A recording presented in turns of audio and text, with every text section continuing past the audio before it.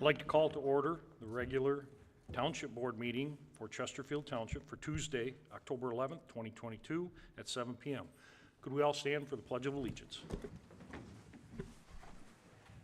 I pledge allegiance to the flag of the United States of America and to the republic for which it stands, one nation, under God, indivisible, with liberty and justice for all. Clerk Berry, could you call the roll? Supervisor Kersten. Here. Treasurer Elliott. Here. Trustee Anderson. Here. Trustee Joseph. Here. Trustee DeMink. Here. Trustee Vosberg. Here. Clerk Berry is here. Item 4, approval of agendas. Do we have a motion to approve the agenda? Motion to approve the agenda. From Clerk Berry, supported by Supervisor Kersten. Clerk Berry, would you call the roll? Clerk Berry, aye. Supervisor Kersten. Aye. Trustee Anderson. Aye. Trustee Joseph. Aye. Trustee DeMink. Aye. Trustee Vosberg. Aye. Treasurer Elliott. Aye. Item 5, presentations. I'd like to take a quick minute to recognize the Township Treasurer and present her with something the Supervisor's Office received today. The Association of Public Treasurers of the United States and Canada, a certificate, Public Funds Investment Manager certificate to Treasurer Kathy Elliott for 2022 in recognition of the completion and comprehensive investment training promoting professional standards as established by the Association, dated June 1st, 2022. Treasurer Elliott, can I present this with you? Thank you. To you, I'm sorry.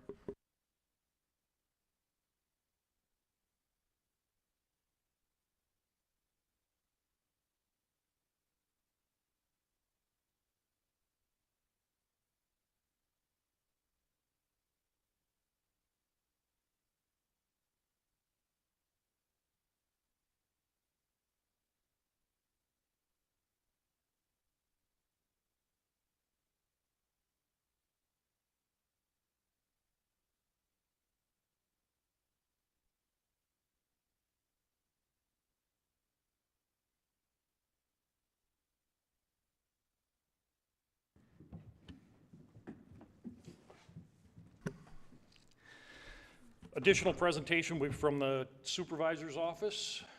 Josh and Karen, would you please address this? It's just a status update on a conversation in regards to Salt River Greenway.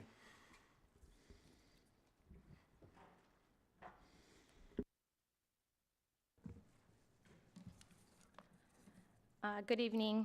Macomb County came to Chesterfield Township, New Haven, and Lenox Township and asked us to partner to fulfill a vision that they were working on. This vision is to connect the communities together with a vital piece of nature that we all have in common, the Salt River. This project would be known as the Salt River Greenway. The goal of this project is to connect Chesterfield, New Haven, Lenox with a trail along or near the Salt River, with later hopes of connecting to the Macomb Orchard Trail. This would provide the public with additional opportunities for fishing, paddling, walking, biking, and conservation. We all met Chesterfield, Lenox, New Haven, and Macomb County Planning, and we put in a grant application for the design phase 1 scope of work. On June 28th, we were awarded a grant for $45,000, with each municipality putting a share for the match. This match would only run Chesterfield $3,000. We met with Leah Grona Planning and Consulting. Macomb County Planning worked with this consultant on 2 other greenways within Macomb County. The consultant is familiar with the vision because she worked on the original idea with the county. We will be moving forward with the phase 1, which will be site visits, and we'll hold 3 meetings. We will do mapping and data collection, and we will visit different sites in Chesterfield Township for 1 day, the whole day. We will visit a half a day in New Haven and a half a day in Lenox Township.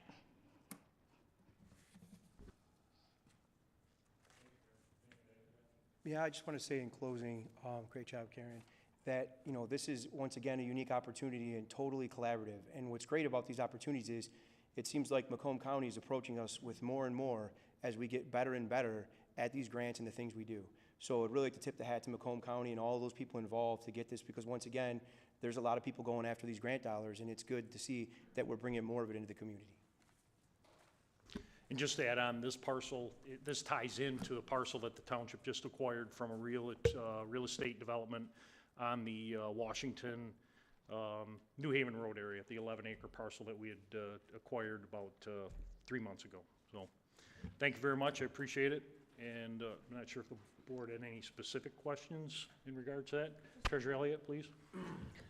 I want to thank you both for your absolute wonderful work on this. It was a very, very competitive grant process, and everybody was applying for it everywhere across the state. And this collaboration here between the county and these several communities are a big part of why we did that, and then the dedication and really carrying the baton forward. I have to commend Karen and Josh for that, and thank you.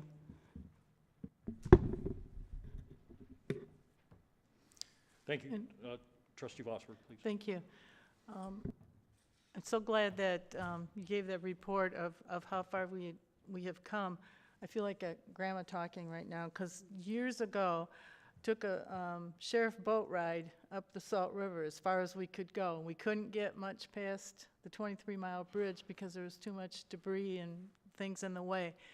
And that back then was sort of like a dream or a vision of something, and it's just so satisfying to me to see that it's coming to fruition.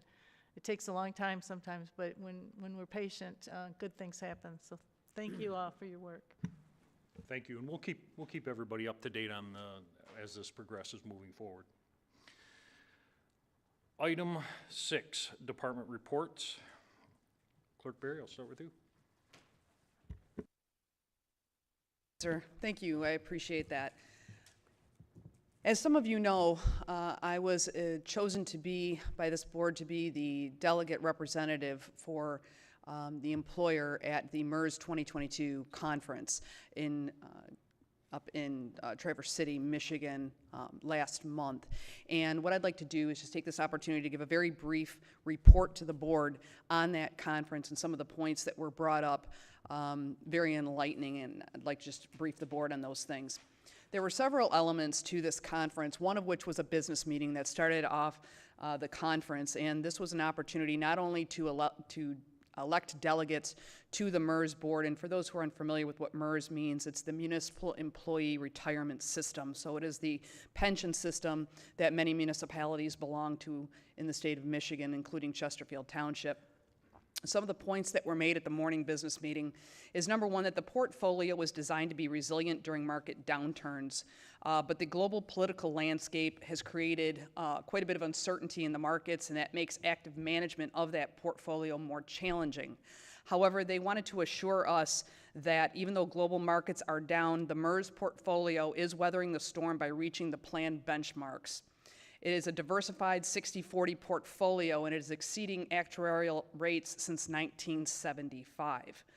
One of the overwhelming concerns from the members who were present, we were able to ask questions, and several municipalities asked a question regarding some of the restrictions of the MERS plan, including a restriction on earnings for retirees, as well as the 1,000 hours that retirees are only allowed to work for the municipality they retired from or for another municipality. So many municipalities, like the private sector, is having challenges in hiring and retaining talent, and so many are leaning on their retirees who have the institutional knowledge, or other municipalities are wanting to hire those people, but because of the plan restrictions, they're often not able to do so. So the MERS board did inform us that they had paused the earnings restrictions on municipal retirees, and they are considering a 5-year extension of that policy to assist the municipalities who are having staffing challenges. Next came our general sessions, and our general sessions, there were 2, and these are the 2 individuals who were present and presented to us. Louis Vincent Gave and Mary Beth Franklin.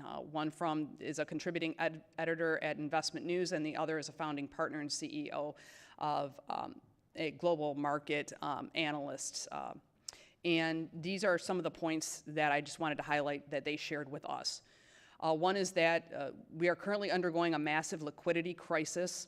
The global financial cycle is changing as global economies are weakened while the US dollar is strengthening. The central bank reserves have shrunk. The US began making withdrawals in August of 2022 and injected $5 trillion into the global market. The problem is much of that investment has essentially disappeared. The total capital destruction in the United States is about 15 trillion, which is twice as bad as it was in 2008.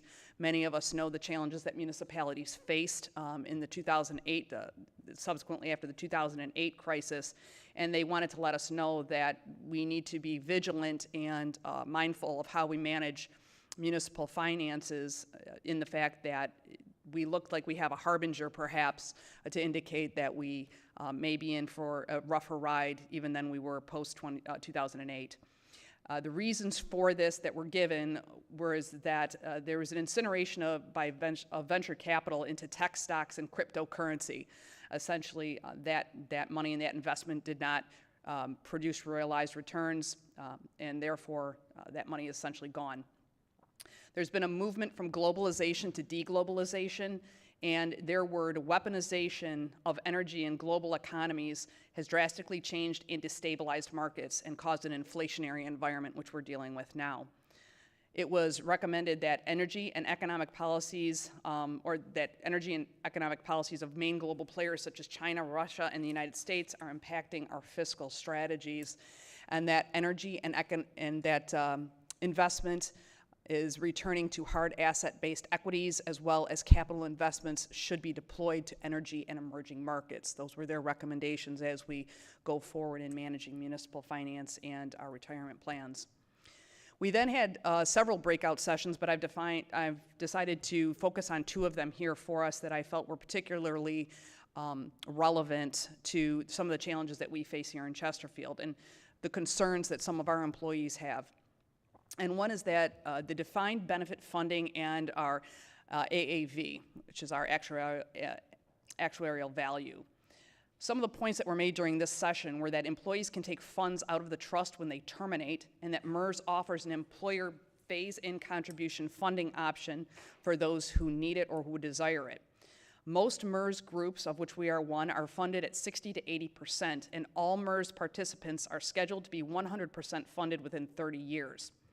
Extra contributions by employers are separated into a surplus division within MERS, so they are treated separately and distinctly. Excess plan gains over 7% are used for either smoothing or for future events that is dependent upon market conditions and plan performance. MERS offers a tool that we can also utilize. It's new. It's called GovInvest. We can use that to analyze our plan. It includes statistical data, a peer comparison tool, which I know is something that we often discuss when we're making decisions relevant to our municipalities. We want to know how are our peers compared to us, how are likely situated and similarly situated communities. It also includes a future projections tool and what if scenarios. One of the really beneficial parts of that is that all of these things can be exported to Excel or various other tools for queries and other analytical purposes. So it is multifunctional. Our second breakout session that I'd like to concentrate on is called Managing Unfunded Pension Fund Liabilities. This is also, I know, a concern. Chesterfield Township, as we've learned in our audits, is actually quite well funded in a very strong position in this regard, but many other communities are not. However, for the unfunded pension liabilities that we do have, these were some of the points that we may want to consider when looking at ways to mitigate whatever issues we feel we may have. They wanted to point out that benefit improvements require an 80% funding at division and municipal levels within MERS, and they must be pre-funded. MERS assumes a 3% income increase over an employee's career. And the causes of unfunded liabilities, everybody wants to know how do we get in those situations. They come from three areas: benefit enhancements within collective bargaining, market volatility, and the fact that people are just living longer. We can mitigate this with increased contributions or plan revisions, and that's again where that tool is very beneficial as we look to perhaps revise our plan. And then the last slide that I have for you, instead of going through and sharing with you all of the various presentations and attachments that we were provided, this is where they can be found for any members of the board or the public that is interested in the presentation materials. You can simply go to this website link, and these are all the lists of all the various sessions that were offered and all of the presentations that were presented to us during those sessions. Thank you. Thank you, Clerk Barry. Treasurer Elliott. Thank you. As representatives of the Township, Trustee Vosberg and I attended the Department of Air Force public hearing for the draft Environment Impact Statement on September 28th. This was done as part of the establishment of a foreign military sales pilot training center. The preferred location of the center is in Ebbing, Arkansas, and Selfridge is the alternative location. Although this was a very great exercise for our community, it is highly unlikely the training center will be established here. We will continue to be engaged at every step of the process and provide you with the updates. For further information, the project website is www.fmsptceis.com.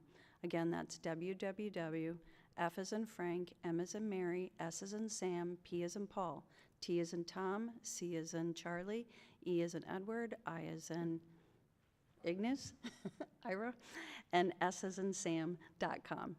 Thank you. Trustee Vosberg.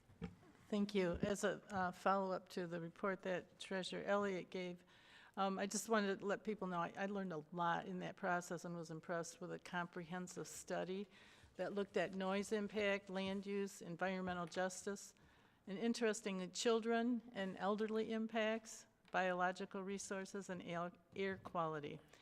And in that report, they showed ways to mitigate potential issues. They had a question and answer period that was handled by subject matter experts who were very eager to share their knowledge. And this is even with the, not very likely that it will come here, but they were still very knowledgeable about the area. So it's still a good process to go through for future projects and just to be aware of our neighbors to the south of us. So thank you. Any further comments from the board? Item 7, consent agenda. All items under the consent agenda are considered routine by the board and will be enacted in one motion. There is no separate discussion of these items. If discussion of any item is required by a board member, it will be removed from the consent agenda and considered separately. Public comments on the consent agenda items are permitted. 7A, approval of the minutes of the regular board meeting of September 27th, 2022. 7B, approval of the payment of bills as submitted by the Finance Department. Item 7C, approve a recommendation by the Treasurer's Office to place Sidewalk Zone 1 and Sidewalk Zone 2 special assessments on the winter tax roll. Thank you. I'm sorry. So say, I know all of those have been removed.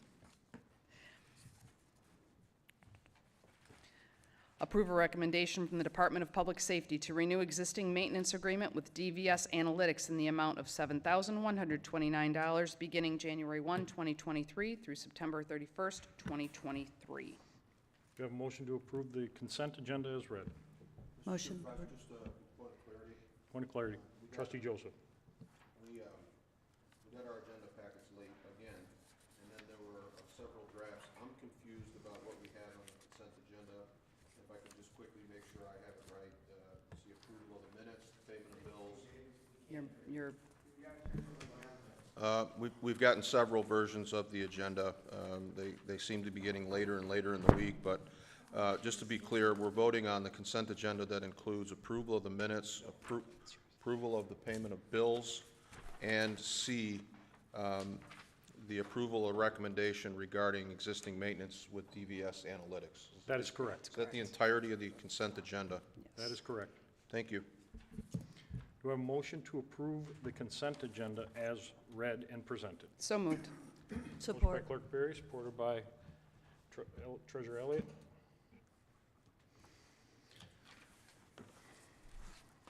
Comments from the public?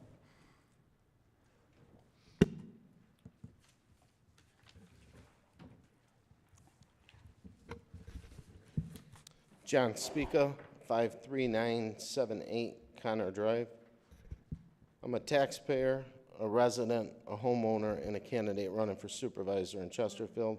A couple questions regarding how my money and the residents' money is being spent on the bill run.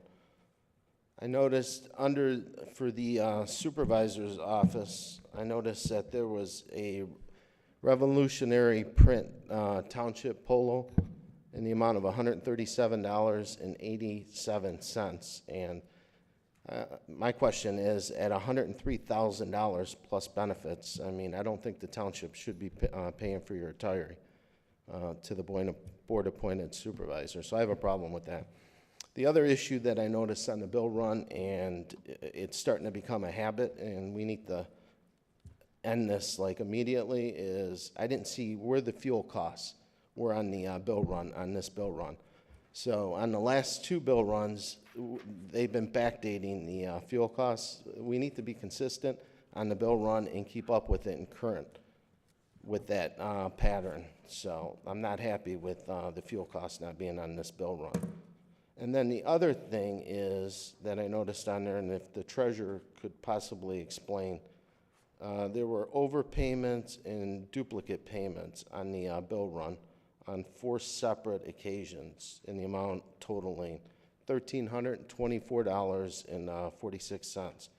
So a quick question to the treasurer. I hope these aren't, additional bounce checks that we're issuing. I hope you got that problem corrected in your department, and we're not bouncing any more checks. So if you could explain that, I would appreciate it. Thank you. Any further comments from the public?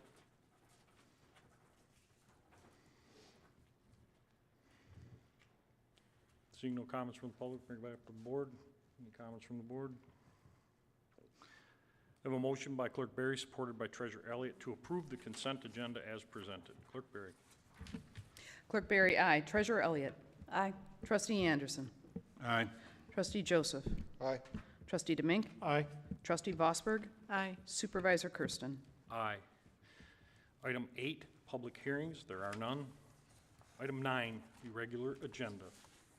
Item 9A is to approve a request by Township residents Michelle and Shawn Milmine asking that they be recognized as a nonprofit organization for Blankets with Care operating in the community for the purpose of obtaining a charitable gaming license through the state of Michigan and by adopting resolution number 2022-29.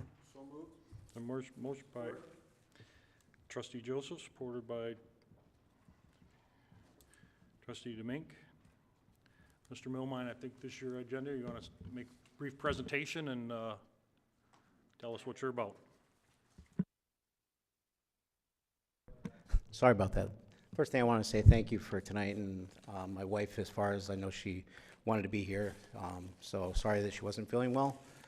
So again, my name is Shawn Milmine. I live at 32648 Coach Drive in Chesterfield, Michigan. My wife and myself, along with several other dedicated individuals, started Blankets with Care back in 2020. We are now a 501c3 nonprofit that hands out blessing bags to homeless here in Macomb and St. Clair counties, and then we do acts of kindness for the seniors and the vets. So we're also volunteers as far as at the new Chesterfield Vets home, and we've done several events there, and we plan on doing many, many more.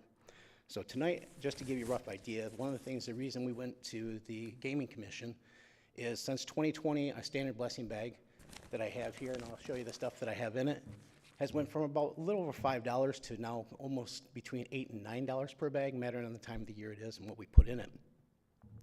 So we went to the state and we found a facility that we can run a bingo at so that we can help generate money so we can keep this mission moving forward and hopefully expand it into hopefully eventually other counties. So tonight I'm just going to show you a couple of different things.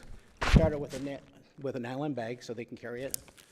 Usually we give them at least 2 bottles of water so that they have something to drink.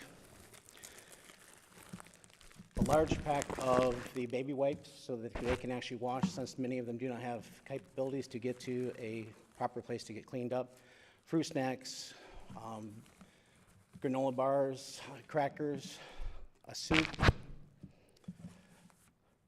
Vienna sausages, a fresh pair of socks.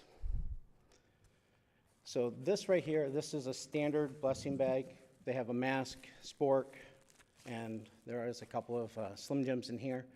And then as we get into the winter months, we'll also add in toe and hand warmers, gloves, hats. And then inside the vehicles, we usually keep mats, blankets, other possibly jackets, coats, again, mattering on the time of the season. But these are the things that we bring to the community, and hopefully we appreciate everything that this community has given us, and we hope to move forward as far as in doing many, many more things in this community. Thanks, sir. Do you want to mention your alliance with MCREST too in the winter months, as you had told us previously? Well, as far as my wife and myself, we are, as far as from the Chesterfield area, so we hand out blessing bags to the homeless direct. So we start at 23 in Gratiot area and head south till we get to Roseville. Another branch of our organization is up in the Port Huron area, and they will usually do the handing out of the bags up in that area. As we get into the winter months, many homeless, as far as you can't find them, they're a lot harder to find. So we will also give time as far as we go directly to McRest or McWarm here in the Macomb County area, and hand out bags directly to the individuals there. And as far as up in Port Huron, we do stuff as far as with Mid-City Nutrition, which has been doing this since 1987. So that's some of the areas that we hit. Thanks, sir. Thank Any you. comments, questions from the board? Thank you, sir. Any comments from the public? Seeing no comments from the public, I have a motion by trustee Joseph, supported by trustee Demink, to approve item 8A. Clerk Berry. Trustee Joseph. Aye. Trustee Demink. Aye. Trustee Anderson. Aye. Trustee Vosberg. Aye. Treasurer Elliott. Aye. Supervisor Kersten. Aye. Clerk Berry, aye. Item 8B. Thank you, sir. Item 9B is to approve a recommendation by the Treasurer's Office to place Sidewalk Zone 1 and Zone 2 special assessments on the 2022 winter tax roll. Do I have a motion to approve item 9B? So moved. Support. Motion by Clerk Berry, supported by Treasurer Elliott.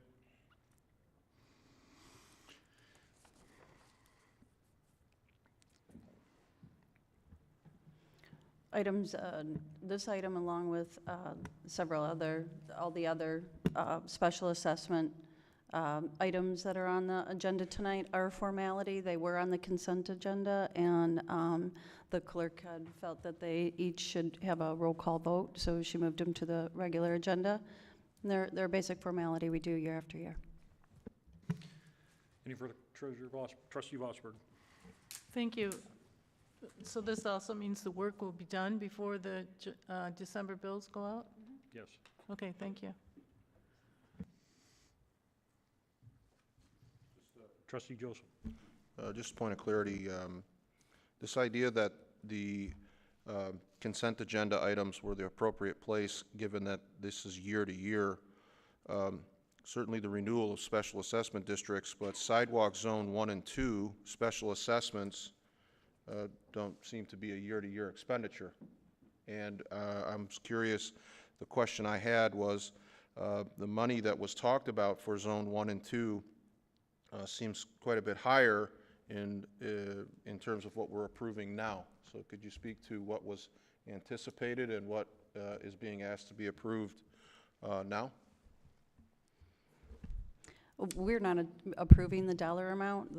These were separate agenda items that were already approved. What you're approving is that this was the BSNA, they pulled from the BSNA system a total of what the amounts were that were still outstanding, and that was just for your information.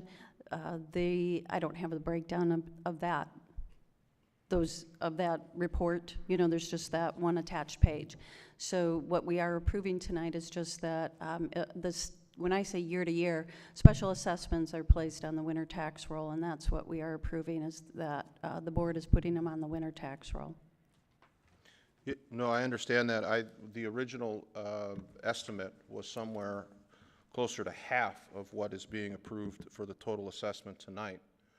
394,000 according to the executive summary. That certainly is not a consent agenda item unless it's your assertion that the board already approved it with an unlimited bank account. I'm just wondering why so much more in the total assessment than was originally put forward in the initial presentation.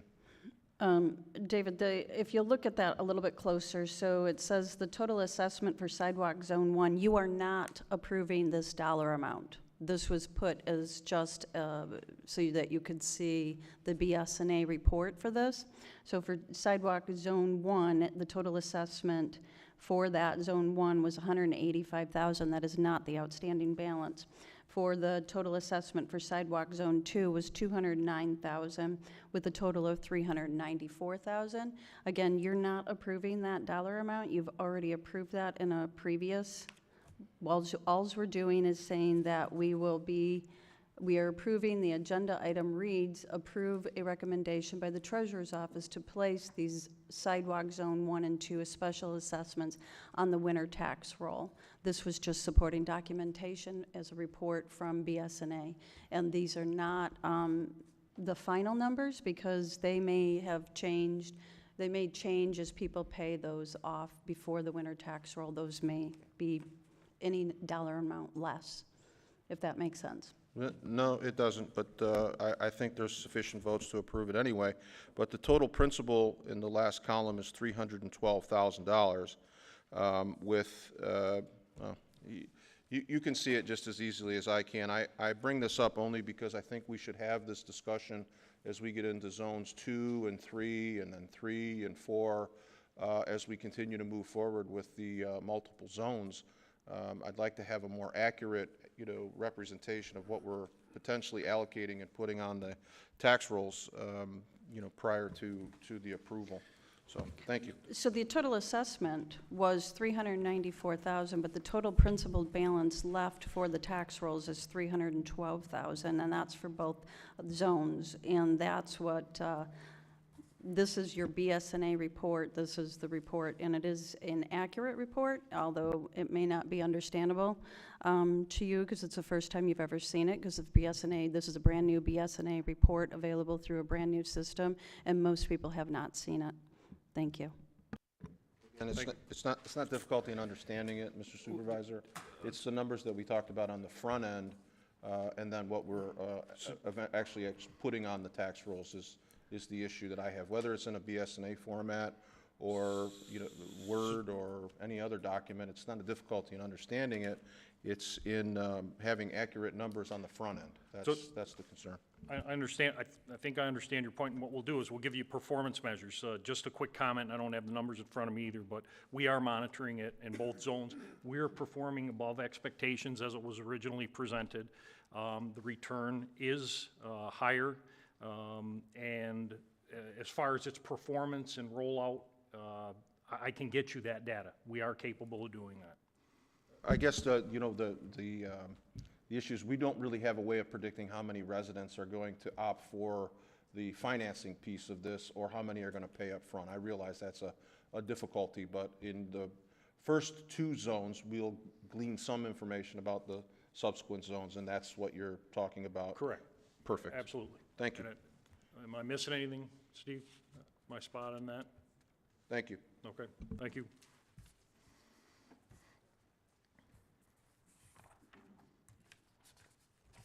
Further comments from the board? Trustee Bosworth. Yeah, just clarification. Yes. This is just the sidewalk replacement program, not the gap? That's correct. Okay, thank you. I was thinking it was both. Because it just said sidewalk. Thank you. Further comments from the board? Comments from the public?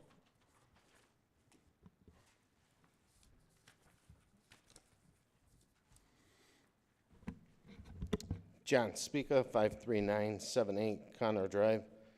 The issue that I have is, if I heard the treasurer correct, is these numbers aren't accurate, and if they're not accurate final numbers, how do we move forward with a vote and tap the taxpayers here in Chesterfield? I mean, I don't get it. It makes no sense to me. So, could you? I need more clarity on that, please. Comment that it wasn't accurate is because of the date of the report. It's not accurate to this minute. There is data that we'll provide in the future that is totally accurate. So, any further comments from the public? Bring it back up to the board. Treasurer Elliott. The numbers when they reach the tax roll are accurate. So when every taxpayer receives, that's the amount that was assessed, and those numbers are accurate. This report was included as the numbers on this report are moving every day because people pay the assessment every day. So there's no way, as if somebody pays the assessment today, that, you know, if they pay $1,000, then that $1,000 amount in this, that is not going to be included in this report that was printed 4 days ago. This is not what we are not voting on these numbers. What we're voting is just in the process of putting them on the tax roll. The board agrees to put a special assessments on the tax roll. It's been done every year. That's what we're voting on, and it's very standard. We did it last year, and we did it in 2021. And I have a copy of a tax statement in 2021 with all of the special assessments from the winter of, from winter of last year's tax statements. The Treasurer's Department has, in the assessing department, puts those numbers on. Now, I think what Trustee Joseph, if I'm understanding what he was asking about, was the actual process of the engineering and the sidewalk program management from the construction purposes, and I think that was where there was a different conversation, and I'm talking about the accuracy of the numbers that are on the tax roll. We're not voting on each of these assessments. We've already voted on that. We are voting tonight just simply to take the assessment and to put it on the tax roll. Thank you. Any further comments from the board? I have a motion by Clerk Berry, supported by Treasurer Elliott, to approve item 9A. Clerk Berry. Clerk Berry, aye. Treasurer Elliott. Aye. Trustee Anderson. No. Trustee Joseph. No. Trustee Demink. Aye. Trustee Vosberg. Aye. Supervisor Kersten. Aye. Item 9C. Item 9C is to approve a recommendation by the Treasurer's Office to place special assessment paving districts on the 2022 winter tax roll. So moved. Support. Motion by Trustee Demink, supported by Trustee Vosberg.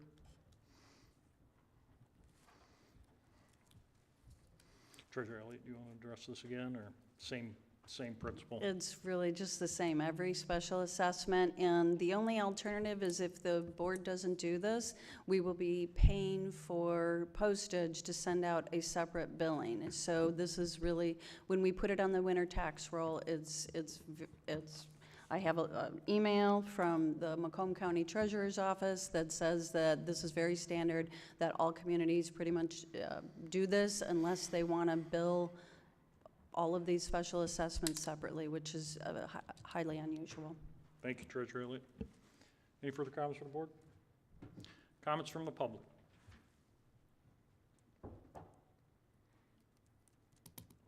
No further comments from the public? I have a motion by Trustee Demink, supported by Trustee Vosberg, to approve item 9C.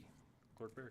Trustee Demink. Aye. Trustee Vosberg. Aye. Trustee Anderson. Aye. Trustee Joseph. Treasurer Elliott. Aye. Supervisor Kersten. Aye. Clerk Berry, aye. Item 9D.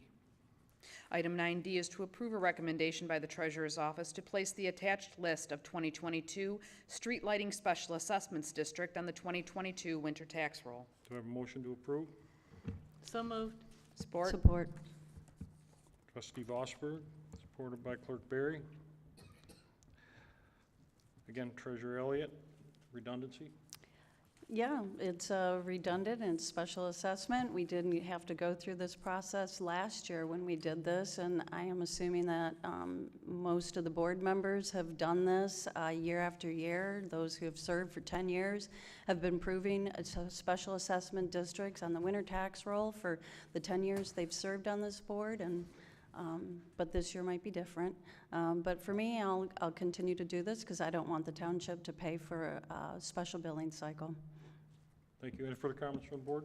Trustee Joseph. Yeah, if we could do this without commentary about voting histories and so forth. The distinction, it's nothing funny, Trustee Vosberg, and I would ask that you conduct yourself like a business meeting. The difference in the first two agenda special assessment districts have to do with the way that the project is financed. So that was the interest in the clarification, because the numbers that we approved, that we anticipated on the front end, are not what we're putting on the tax roll. So I'm very familiar with special assessment districts, and the difference in a special assessment district with regard to lighting or some of the others is when residents come forward and say, we'd like to have a special assessment district created. I understand those fully. It's the ones that we impose upon people that I'd like to be very, very clear when we're voting on the numbers and what we put on the tax roll. So there is a distinction to me. It's not in the concept of a special assessment district, which I am very familiar with, and I would appreciate the reduction in criticisms about this year versus the past 10 years and so forth. Just vote how you would like to vote and allow others to do the same without criticism. Thank you. Further comments from the board? Treasurer Elliott. Thank you for that clarification, because the earlier questions about it were a little bit confusing, so I appreciate that clarification. And, you know, it reminds me of the special assessment for the public safety and how you have the 7.95, but every year those numbers are a little bit different, so it's not exact because of the fluctuation in values of houses. So that's kind of the similarity in why the numbers fluctuate. So maybe that would help clarify it for some folks. Thank you, Treasurer. Thank you. Comments from the public?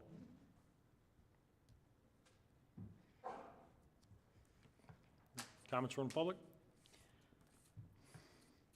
I have a motion by Trustee Vosberg, supported by Clerk Berry, to approve item 9D. Clerk Berry. Trustee Vosberg. Aye. Clerk Berry, aye. Trustee Anderson. Aye. Trustee Joseph. Aye. Trustee Demink. Aye. Treasurer Elliott. Aye. Supervisor Kersten. Aye. Item 9E. Item 9E is to approve a recommendation by the Treasurer's Office to place the attached list of the 2022 detention pond special assessments on the 2022 winter tax roll. So moved.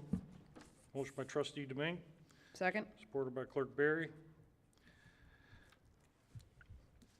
Treasurer Elliott, do you want to address this, or is it pretty much the same? Any further comments from the board? Comments from the public? Any comments from the public?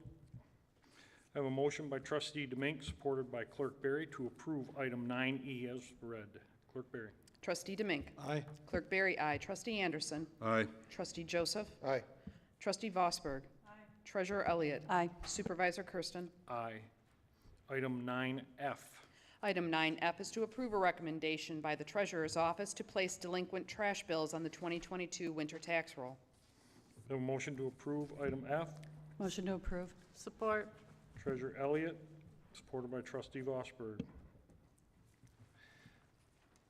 Again, redundancy. Comments from the board? No comments from the board? Comments from the public?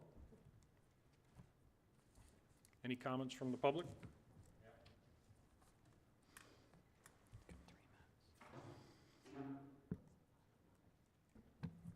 All right. Chris Krantz, 50708 Jim Drive. I bought a house a couple years ago in Chesterfield and was had the previous homeowner's delinquent trash bill of $312 on my tax bill at the about a month after I moved in. So I called up the township and they said, well, if you don't pay your trash bill at the within the year, at the end of the bill, or excuse me, at the end of the year, your trash bill is supposed to be picked up by the taxes. That's not always the case. So I always thought that either the township needs to hire or handle the billing, or the, what is it called, GFL. If you do both, it could happen, kind of like it happened to me, so maybe it's just something to talk about in the future. Can I go back and forth with you? Sure. I think we dealt with you, correct, on a title search and on the property, was it, I don't remember, it was a year ago or so. It was in 2019 November. And this fell in a bad time. When the delinquency notice was sent out, it kind of was a one-off or a one situation that we worked with you on? Yes. Okay. Yeah. I remember who you are. Okay. I appreciate That was it. my question. though. We did, that whole scenario was problematic across the board, and I hope we work with it. Oh, okay, oh, yeah, it did. It just, Yeah. the people in the future, I don't know if that happens to them or, so. It set some alarm bells off internally here and how we handle it. Thanks. Treasurer Elliott? Yeah. Thank you for bringing that to our attention, and yeah, we have absolutely, any sort of processes and procedures where things like that falling through the cracks, we've gotten a lot better processes, and we've upgraded our internal system so it catches those kinds of things, but thank you for bringing that up. Any further comments from the public? I have a motion by Treasurer Elliott, supported by Trustee Vosberg, to approve item 9F as read. Clerk Berry? Treasurer Elliott. Aye. Trustee Vosberg. Aye. Trustee Anderson. Aye. Trustee Joseph. Aye. Trustee Demink. Aye. Supervisor Kersten. Aye. Clerk Berry, aye. Item 9G. Item 9G is ratification of a 2023 through 25 labor agreement with the Police Officers Labor Council, POLC, representing part-time firefighters, tentatively ratified by the union on September 24th, 2022. Do I have a motion to approve? So moved. Supervisor Kersten will make a motion to approve. Trustee Anderson will support. Deputy Duchesne, do you want to make some comments in regards to this? Only if there's questions. I think our summary is, fulfills the needs to specify certain areas of improvement in the contract or change, but I'm happy to answer questions now or in closed session later if that's appropriate. Any questions from the board? No questions from the board? Comments from the public? Seeing no comments from the public, I'm having a motion by Supervisor Kersten, supported by Trustee Anderson, to approve item 9G as presented. Clerk Berry? Supervisor Kersten. Aye. Trustee Anderson. Aye. Trustee Joseph. Aye. Trustee Demink. Aye. Trustee Vosberg. Aye. Treasurer Elliott. Aye. Clerk Berry, aye. Item 9H. Item 9H is to approve a recommendation by Public Safety to approve the New Baltimore dispatch contract beginning January 1, 2023 through December 31st, 2026. So moved. Motion by Second. Trustee Demink, supported by Clerk Berry. Director Bassett, you want to make some quick comments on this long-term historical agreement that's been in place with the city of New Baltimore for 911 dispatch services for police, fire, and EMS for several years, so. Correct, and This is an as you extension said, of- this is, would go into effect January of 2023 and would continue through December of 2026. This has already been reviewed and approved by New Baltimore. We see it as mutually beneficial for both agencies. Thank you, sir. Any comments from the board? Any comments from the public? No comments from the public. I have a motion by Trustee Demink, supported by Clerk Berry, to approve item 9H. Clerk Berry? Trustee Demink. Aye. Clerk Berry, aye. Trustee Anderson. Aye. Trustee Joseph. Aye. Trustee Vosberg. Aye. Treasurer Elliott. Aye. Supervisor Kersten. Aye. Item 9I. Item 9I is to approve a recommendation by Public Services to award engineering design services contract to OHM in the amount of $35,000 for the design and permitting of the Brandenburg Park Boat Launch Rehabilitation. I have a motion to approve item 9I. Motion to approve. Supervisor Kersten will support it. That was Treasurer Elliott, correct? Your floor, Mitch. Good evening. Karen, could you put up the aerial? The Brandenburg Park was improved in the mid-'70s, I think 1974. The parking lot was reconstructed, but the boat launches haven't been worked on since the mid-'70s. The one furthest south is failed completely. It's almost unusable. In fact, it probably is unusable.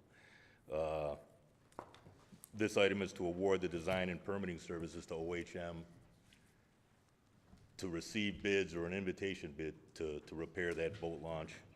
And it is in the 2023 capital improvement plan. So this would be the design services for the ultimate construction next year. Oh, and Steve Sicklich with OHM is here also to answer any questions. Steve, you want to add anything to this? Not to put you on the spot, you know. No, I think Mitch did a good job. You know, I would add that we looked at several options, whether we would do partial replacement or some kind of precast panel replacement.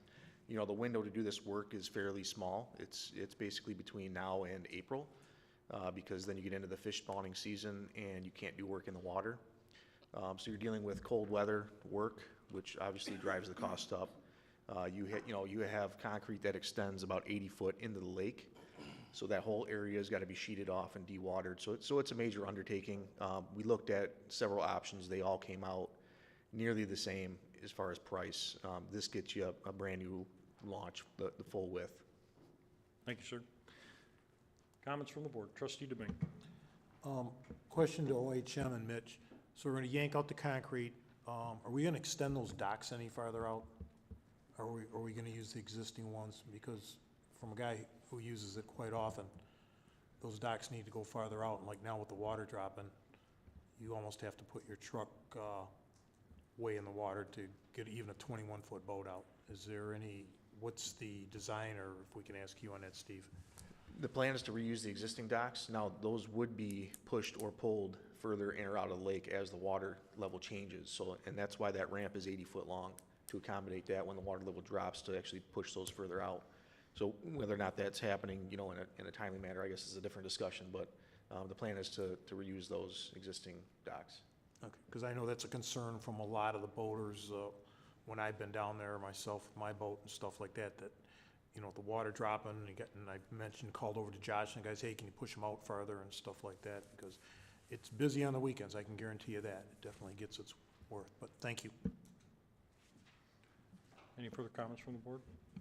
Trustee Joseph. Yeah, my question is, what's the status of the property itself? So I know in previous discussions, we had been looking to purchase boat launch portion from the state, and Representative Hornberger was working on legislation to do that, but as recently as last week, she indicated there was some problems with that, and it didn't look like it was going to happen as quickly as we had hoped. But the engineering ask tonight is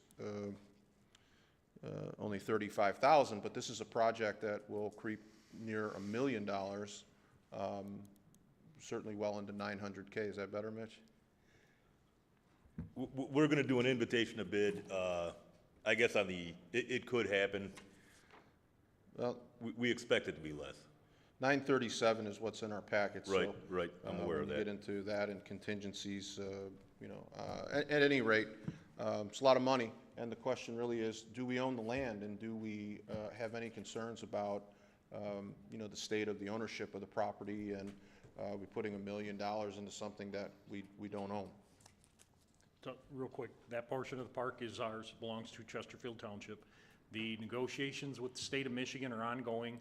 There was a minor setback with Representative Hornberger's conversation with the governor. I'm proud to say that we have a meeting with Representative Hornberger and the governor on the 25th to discuss this. And our lobbyist firm is well entrenched in this conversation, and I'm still very positive, and the conversation from the governor was very positive, and I think we're going to be successful at several levels when this is all said and done. I don't think that this is a setback at all, and I know initially it was, and it did look bad, but I think we're well on our way to accomplishing where we need to be. And then just a quick follow-up with regard to the part of our capital improvement plan. Our budget has not been presented for 2023, so this is a general fund expenditure? That's correct. It is. Thank you. As Brandenburg always has been. No, just that typically the Brandenburg projects that get near 7 figures are something that we have a lot of discussion about. Specifically, the most recent one of that magnitude would have been the actual paving of the park. So, you know, again, this was, we'll see the budget next month, so Yeah, we can well, start and talking about it, I guess. I guess then. what I'm gonna tell, there are several grant opportunities that we are looking at, and unfortunately, as I've learned, in order to apply for grants, that shovel-ready term is always thrown out there. So what we are doing is, this eventually has to get done, those ramps at some phase need to be done, but we're actually doing the work ahead, and then with the intent of, there are several DNR grants, there are several state of Michigan grants that are all on the table that we are looking at, studying, and making sure that anything that's available to us in this area, we're gonna drop this program on. So again, this is, it has to get done with the intent of this $35,000 being well invested and offset with DNR funding or some other grant source that steps forward. Did I miss anything? No, you're right. Grants are very competitive right now. To get a grant, you need to be shovel-ready, which means the plans have to be permitted through the state, and you also need bidding documents. So that's what tonight's ask is, for OHM to prepare those documents and to get those permits. And then you become eligible for grants. If you just, vaguely talk about an improvement to the boat launches, you're not gonna get a grant. And again, we'll keep compiling that information, and I'll definitely get it back to the board so everybody can have a look at it and have an input on the direction we're going. Any further comments? Comments from the public? Supervisor, I need to step out for emergency call. Please.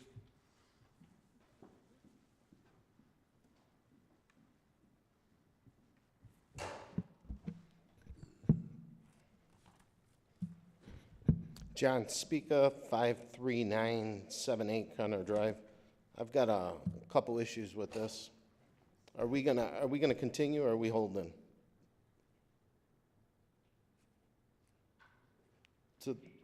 Okay. Well, I didn't know if you were pausing. Okay. The issues that I have with this is, well, just to give you I want to sum up with one of the residents said, the board's meeting to authorize $35,000 for engineering the repair of the boat ramps, and we always pay. Why do we always pay to engineer plan repairs? Should we be able to bring contractors in from planning and estimates? Plus, since the DNR in the park that we lease, why aren't they providing the funds? Now, my understanding is that lease expired over 2 years ago, and we never renewed that current lease. So I don't understand why we would put money in something that, one, we don't own, and two, we don't lease. So it makes absolutely no sense to me. And the other issue that I have is we have an engineer on staff, and I know that, the board-appointed supervisor has pulled him in a couple different directions, but I don't understand why we don't utilize, our engineer to try to cut some of these costs down. So I have an issue with that. And then the other thing that, I have an issue with is I know, the board-appointed supervisor is moving forward in trying to buy Brandenburg, and in a Speaka administration, that's a no. So absolutely not. We can hardly do the maintenance and upkeep right now, and we don't have a lease on it currently, and two, when we had the lease on it, we still couldn't take care of it. And then, the issue of grants was brought up, and the issue that I don't have an issue with getting grants. The issue that I have is, one, we don't move quick enough in this township to secure the funding that we should have, and Weber Park is a prime example of that. So every time we talk about grants, we never secure what's presented to the board. So that's a big issue to me, and the total cost of $937,000. We're operating in a negative budget deficit. And to the board-appointed supervisor, you're on a spendemic here on your way out, and that's not fair to the residents. So, you got to stop the bleeding in Chesterfield. So this is a bad idea. I disagree with it. And on top of everything else, we're in the middle of a race, to see who the next supervisor is going to be. So no decision like this should be held off till after the election. Thank you. Any further comments from the public? No further comments from the public? Bring it back up to the board. Treasurer Elliott. Thank you. Mitch, so you had talked about when we apply for grants, and my question is, in that application, in the shovel-ready piece, do you know why they look for grants to be shovel-ready?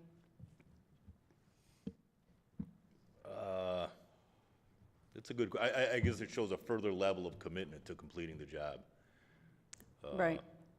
I'm wondering, maybe, Steve I don't might know have if a better either of you guys know, but I'm wondering if, and just because people will apply for grants and they will go through the whole effort and then they don't follow through. Is that what it is? I'm assuming. That's exactly what it is. It They is, don't want okay. thousands of people spending grants and then not build the project and they have a pot of money just sitting there. So they want firm commitment that you're gonna move forward with the project and they'll help you fund it.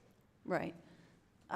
And then I know my family goes to Brandenburg Park a lot, and it's a little bit different subject. And my husband will sit there at the picnic table and watch people destroy their boats on that all the time. Like, we'll be there, and the kids, I'm taking my granddaughter out on the swings, the new swings. Thank you to the supervisor for making sure we got those new swings. But I'll take her over on the new swings. My husband finds it very, I don't know if it's like watching, it's better than YouTube, he says, right, watching all the boats.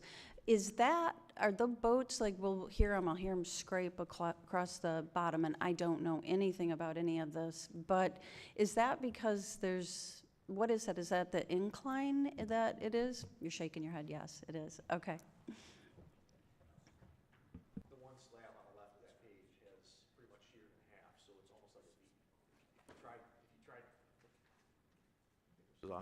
The one slab that's on the left of the screen there is sheared right down the middle, longitudinally, so it's almost at like a V. So if you're trying to bring a boat in on a V, that's much different than a flat, incline. So that does add to that problem. But this was designed and exists as a standard, incline for a boat launch in the state of Michigan.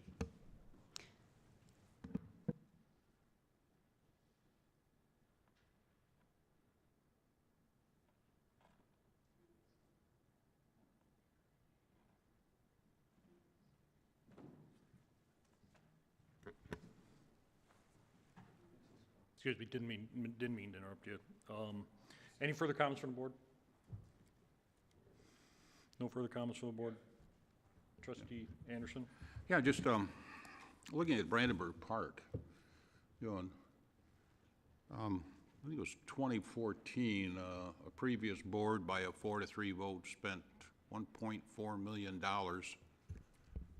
for the new parking lot. And even the engineering firm, AEW, that handled that stated it should have been sealed every 4 years. I don't think it has been. A lot of the electrical fixtures are rusting. They're supposed to have been painted. You go down the foot of Rosso Highway there, and there's a DNR launch here, hardly anything going on. You come by ours, there's all kinds of people pulling their boats out. You look at that pier, there's no, they haven't put they put any benches for the public out there. I'm sure they'll be out there in time for the fishing expedition. But I'd much rather see us set up some kind of preventive maintenance for the gyms that are part of the township before we spend any more money. Just my opinion. Thank you. Any further comments from the board?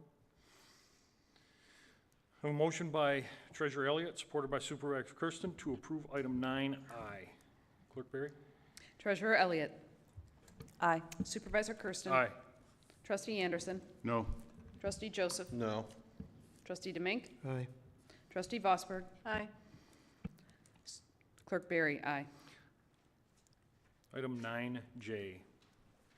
Item 9J is to approve a recommendation by Facilities and Operations Department to repair the historical village cabin floor in an amount not to exceed $20,000. So moved. We have a motion by Trustee Vosberg. Support. Supported by Treasurer Elliott. Mr. Sonnenberg, do you want to address this? Yes, good evening. This was placed on last year's budget, and we were asked to repair the failing floor in the cabin at the Historic Society. What you have is, it's roughly about 800 square feet, and the floor joists have failed to the point where it's really unsafe to be in the cabin. There's a couple of them that are broken. Obviously, on a priority list, we had other repairs to do in the township, but we're getting around to presenting options for this one, and we looked at several options. We started off by looking at cutting out the entire floor and doing it from above, removing all the contents in the building.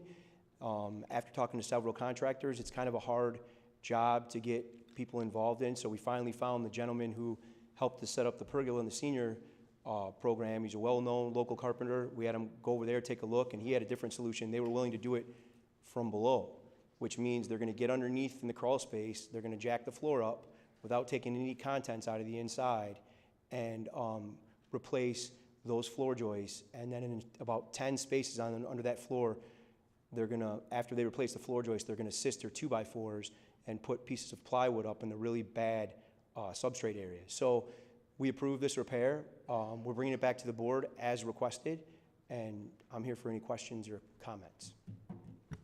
Comments from the board? Trustee Anderson? Thank you. First off, I'm a lifetime member of the Chesterfield Township Historical Society. Several of the buildings, except for one, go back to the genesis of this township. They have a pedigree that goes back. The log cabin it's an example of, I think it's pioneer log cabin construction. I know we have log cabin weekend as one of our functions. But just questions I have is between 1939 and about 2005, this log cabin sat over on 29 Mile Road and Campground Road in Washington Township. In 2005, it came to our historical village. It's been a occupant of Chesterfield now for 17 years, its pedigree. Concern I have for this $20,000, I know that's a top end to cover things. There's a thing called slang term Toledo clay in Chesterfield. And why in 17 years, I'm not an engineer, you know, why do we have this kind of damage on this thing? And what could be down the road the actual cost of salvaging this building? So I just kind of question spending this money at this time till we get a full picture of what could possibly be total repairs. Thank you. Great question. I'll just take a second to let you know, too, in this process of identifying the issue, when our team first went in, we noticed that one of the things that facility lacked was a vapor barrier, which is what it does is it goes on the ground in the crawl space, you put pea stone on top of it, it's just essentially a sheet of plastic. And what it does is it creates a barrier between the moist ground and the floor joist. So with no vapor barrier, you get condensation on the bottom of that deck, and it speeds up the decay process. So one of the first things we did when we came on board, just to try to save it from where it was once we found out, was we put in a vapor barrier and we stopped the moisture from coming up. So to your point now, it's kind of, once we do this repair, you should see a longer life moving forward. Thank you, sir. Any further comments from the board? Trustee Joseph. Yeah, along the same lines, Josh, the entirety of the historic village, since I've been in the township, was always a separate entity. It was always part of the historic village fundraising efforts, and whatever improvements or modifications were done outside of the township general fund. This is a very substantial entry into the general fund. Now the buildings appear to be part of your facilities and operations. So you have, literally hundreds of years of history that can't be good in terms of the amount of work that needs to be done. So will the historic village now be part of your building assessments and so forth? Because it's not just the floor in the log cabin. When there was an issue with a bell tower, private donations came in, but it seems now we're moving into a transition into the general fund, and it's a very sort of covert but expensive entry into the general fund. And when the buildings are put there, they're done from a donation standpoint. That this building is being donated to the township. And do we have any policies in place to assess the liability of these donations? Because what appears to be a wonderful asset also has liabilities. So the counter argument when this $20,000 expenditure was, well, what are we going to do? Just close it off and not allow the public this? Well, you know, the time for that discussion is maybe when we are accepting these donations, and what are we looking at from a maintenance standpoint, because an 800 square foot floor at $20K is a substantial investment. So is that now part of your facilities and operation, is to assess the buildings in the historic village? And will this be an ongoing maintenance that we should be considering at budget time? I can address that. A couple of things, Trustee Joseph. There's nothing covert about this. It's on the agenda because it needs to be done. This topic came up last year in my first budget that was presented, and there was a legal opinion. That building was brought here. It's on township property. Whether there are funds or no funds, the township owns it. This entity owns it, and we are obligated to maintain it. Whatever the Historical Commission, and Trustee Anderson could speak directly to this, wherever their volunteers or their fundraising efforts come to present money, which seems to be dwindling, we are left as a community to manage those facilities on our property. So there's an expense. Previous boards approved that building being brought here, and we are now left with managing a historical village on our property, accessible to the public. We're responsible for it. So we're left with nothing covert. It's, we got to fix it. How do you, Mr. Supervisor, how do you plan, when we had this discussion on the original dollar amount, we talked about the incorporation of the general fund now, because there are alternative decisions which are that the assumption that we're obligated to fix everything that's broken in the historic village because it's on our property, what, in perpetuity? Is it your position that everything that breaks in the historic village will now be a part of the, with no review of what the liability may be, simply because it's on our property? No, I'm absolutely. What if it is too costly to maintain a historic village? And so this idea that a historic village body votes and then they sort of entrap the township in the general fund is a little bit concerning, because there's nobody voted for the historic village board, but they then have the ability to take on liability, and then it becomes, as I heard you say, a legal opinion. The legal opinion is if it's on your property, you're liable for it. But what if the decision, and there was no discussion about the overall value of the historic village when you compare the cost of the upkeep? There's been no assessment of the projected costs down the road. I'm just saying that you're getting into a dangerous place if you're going to take responsibility for hundreds of years old buildings, and now Josh, under the facilities and operations, is going to, you know, that should be part of our budget discussion every year. It is. We have an assessment of the log cabin, No, the part of church, the the budget school. discussion, whether or not you want to fund it, and I don't mean to interrupt you. No, that's okay. We discussed one item, and that one item was very costly, and I thought that the discussion would move to, like, what else is waiting out there, because we're going to be in the same boat if you have a problem with the schoolhouse. Absolutely. Right? So what's the cost, potentially, of maintaining a historic village if we don't have our top guy assessing the buildings and giving us a report? It's not part of the protocol is what I'm saying. We're doing it on an as-needed basis, and that might not be a good way to go. If we can do that. We're more than capable of doing that, and there's going to be a substantial expense to maintain those facilities and structures on this township parcel. And this position isn't going to go away. As you said, the bell tower 1 year, the floor this year, which actually was last year. Right. And the driveway, and the historical commission, who was part and appointed by this board, correct? We have a representative on that board, but is an entity that's going to have to decide how they want to handle this. The unfortunate side, and again, I say the legal opinion, we discussed this in last year's budget preparation, that those structures are on township property. agreed. No doubt there. Thank you. Thank you.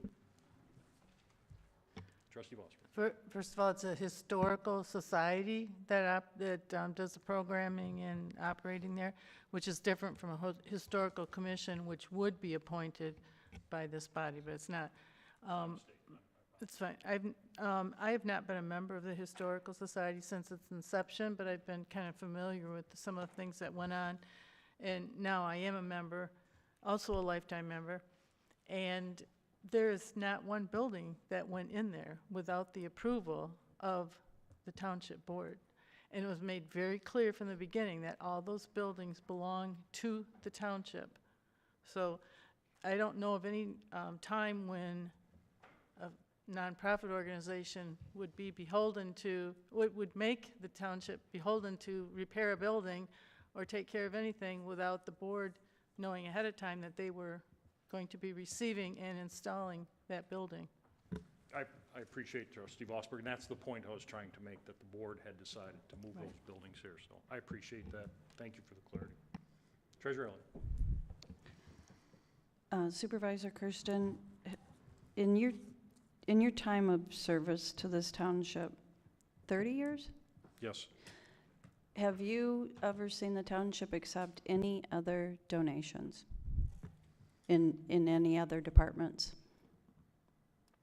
It's several. Yeah.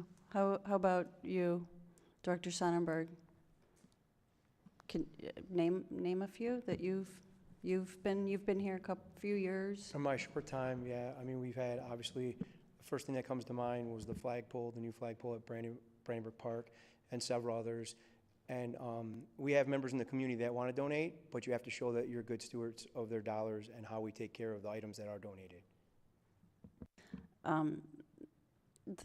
Every day when you guys walk out of this room or when you come in to vote, there's a bench that's sitting out. It's really a beautiful bench that somebody made. I'm sure they poured their heart into it, and they donated that. And I think the difficult part is when people do make donations to the township, and they do it, I think they don't always realize, I think as Trustee Joseph had mentioned, that there is like long-term care and maintenance to these donations, and it could be a flagpole, or it could be, you know, a building in the historic village. It could be benches here or out in the park. I think there was someone who donated a bench in the park. I think we've had other donations. The Rotary Club with the donations at Salt River Nature Center. Yep, the Salt River Nature Center. We've had donations of property, right? We've had property donated. So all of those things are a part of this, and we do consider, we have to consider those, you know, the long-term responsibility of caring for all those donations. Sometimes even those donations might be living animals, and we have to consider the long-term care of a living animal. I appreciate the historic village and the many years that I have gone and taken my children, and even my granddaughter was here for the Big Rig and Heritage Days, and it was great that we were with so many people in the community. I've never seen so many people on this property as I have on that day, families enjoying time together, learning not only about how to operate all kinds of different machinery, but also how to do things at the Heritage Village. And I had my granddaughter, and she was so excited to go to all the buildings, and then I remembered, oh, we can't go in.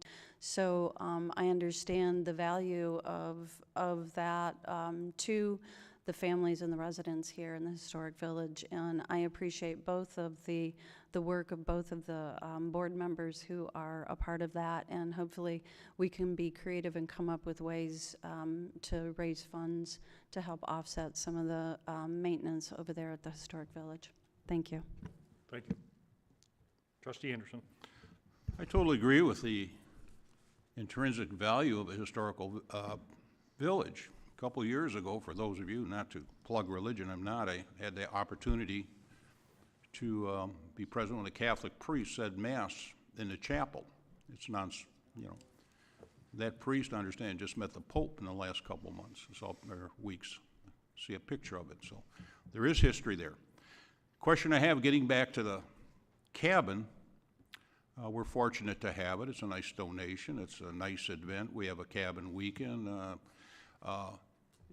We're talking about $20,000, the township's liability. What I'm asking, you explained it, Mr. Sonberg. You explained it. We have a unique situation in this township in areas of soil and how in 17 years, and you explained it, I know firsthand, about vapor barriers in the soil. Before we go up to 20 grand, I know the amount is less than that. If it is a liability for the township, let's see what the total cost is to repair that, you know, as far as a preventive thing. Besides, just have somebody blow 16 grand, 17 grand, go on there, and at least they don't have to tear the floor out. They can make it, you know, temporary. How much is it going to cost to do a correct repair on that cabin? That is my question. That is my concern. I am not being anti-historical and think we need to bulldoze everything around. You know, we're gonna have a, I don't know what, this craziness that goes on. My family loves going there too. Brought my grandchildren, they love it. However, let's see what is the total cost of that repair before we move forward. Or maybe it isn't. Maybe it's too prohibitive for the township. Strictly, that's my point. Thank you.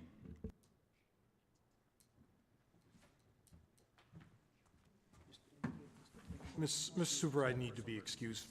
I need to be excused for the remainder. I have a family emergency. I'll make a motion to excuse trustee DeBank for a family emergency. Second. All in favor? Aye. Opposed? Good luck, sir. Back to item 9J. I'm sorry, trustee Anderson, your comments complete? Yes, sir. Comments from the public?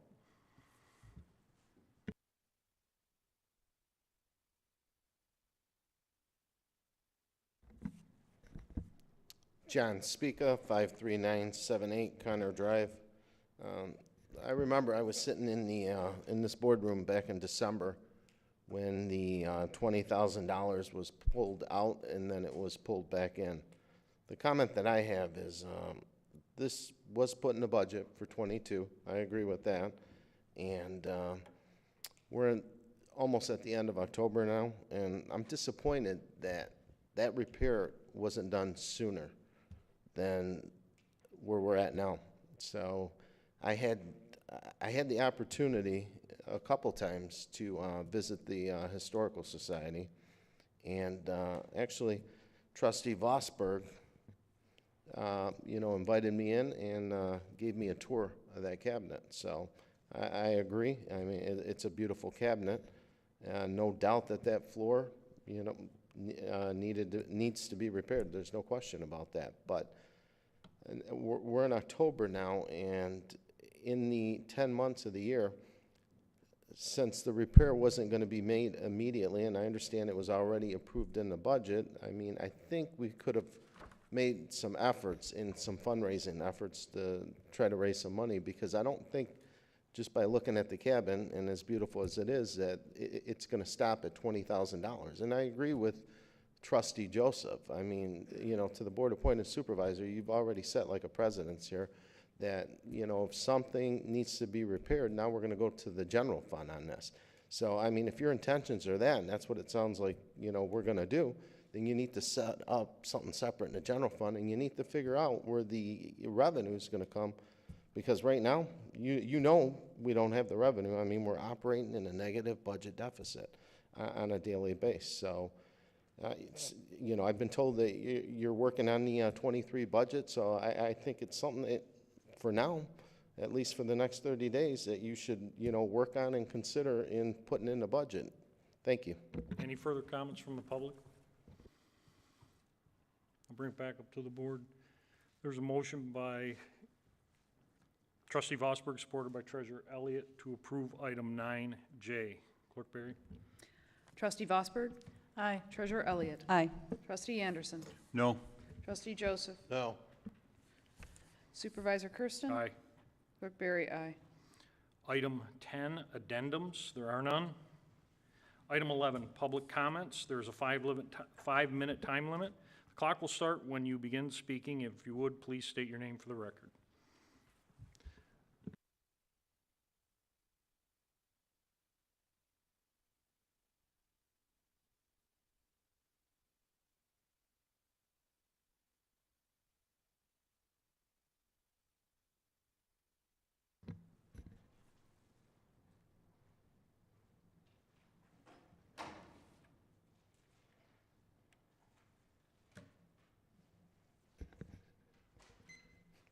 Good evening, Chesterfield Township residents and board members. My name is John Spica, and I reside at 5397 Connor Drive. I am running for supervisor in Chesterfield Township. We are 28 days away from one of the most consequential elections Chesterfield Township has seen in nearly a decade. Chesterfield's viability and future is on the ballot. The residents are going to have to decide on November 8th whether to maintain the current course of a negative operating budget deficit of over $2 million and counting, free giveaways like a sewer line on 26 Mile Road in the amount of $8 million plus interest for the next 20 years to the wealthy and well-connected who make campaign contributions to the board-appointed supervisor, paying higher water and sewer rates in Chesterfield to cover the $13 million bond issue was passed by the board-appointed supervisor. The $13 million bond issue is going to be paid by the residents. That's reality. The board-appointed supervisor's reckless behavior puts all of us at risk in the township financially, with the growing possibility of going into receivership unless we change course and fire the board-appointed supervisor and send him back to his real home in Emmett Township. In a Spica administration, it's Chesterfield first. In the Spica administration, the days of wasting taxpayers' money is over. In a Spica administration, the days of intimidating, creating a hostile work environment, and pushing out valuable township employees is over. Chesterfield Township, it's time to hire a real supervisor on November 8th with a real vision for the township who believes in fiscal responsibility, democracy, and transparency, and that would be Spica for supervisor. A supervisor Spica will always put the residents and township first. In a Spica administration, it's Chesterfield first. I'm a homeowner who lives in the township, and I pay property taxes on my home in the township. My opponent, the board-appointed supervisor, doesn't own a home in Chesterfield and doesn't pay property taxes on a home in Chesterfield. Instead, he uses his girlfriend's address in Chesterfield so he can run for the supervisor's seat. The board-appointed supervisor doesn't want to invest in Chesterfield, but he wants Chesterfield to invest in him. This is the same individual who now wants the Chesterfield residents' vote. My opponent seems to think that the residents are asleep at the wheel. We're not, and I'm not. During Meet the Candidate Forum on 10/3, the board-appointed supervisor said to the residents he lives at 53300 Shawn Drive in Chesterfield. I have a question for the board-appointed supervisor. Can you tell me who resides at 4043 Sheridan Road in Emmett, Michigan? I can tell you, according to property records, this address has a 100% homestead with the name Bradley Kersten on it. So which is it, Brad? Is it Shawn Drive or Sheridan Road? By definition, your homestead is your permanent home. It applies to the principal residence only. So which is it, Brad? You can't have it both ways. Do you live on Shawn Drive or Sheridan Road? On one of these addresses, you're lying. I'm going to have to say it's Emmett Township. Here is a prime example of the board-appointed supervisor not telling the truth. This out of the gate is a huge red flag for the residents. If you can't tell the truth on where you live, why should the residents believe anything else that comes out of the board-appointed supervisor's mouth? It's time for a real leader, a supervisor Spica, to lead this township, one who will listen and work with the residents, an individual that will bring back fiscal responsibility and transparency, an individual that won't use the township as an employment agency to hire friends of friends. Just when you think the board-appointed supervisor can't make things any worse for the residents, now he wants to buy Brandenburg Park, a park that we can barely afford to maintain. It's time, Chesterfield, to take off the blue jerseys and red jerseys and put the Chesterfield jerseys on and vote for Spica for supervisor and end this madness. The other thing that I'd like to bring to the board's attention is a resident reached out to me today, and apparently there was a flyer, a mailer that was sent out. I didn't receive it. The resident informed me that it came to his particular house. It's called Building a Prosperous Chesterfield. And apparently there was the pack that was on there, I was told, doesn't exist. So the residents believe is that this is a violation of the campaign. Thank you. Further comments from the public?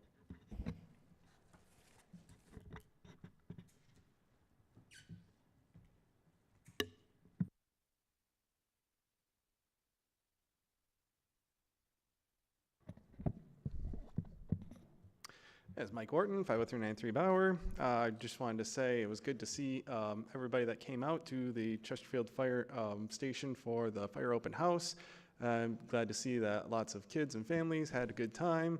There was lots of good activities, and people got to experience the important jobs that the fire department and public safety as a whole is committed toward in this township.